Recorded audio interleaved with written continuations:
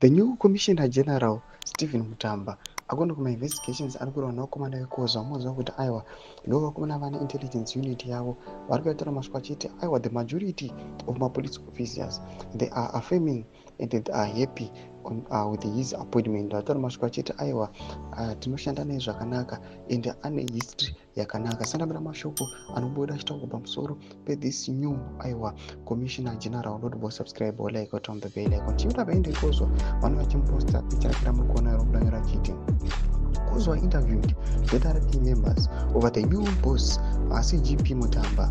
70% are happy. They have confidence that he will deliver. Their welfare is a major concern. They described him as a professional man with good reference when he was CID boss. Some say he is married to First Lady's younger sister.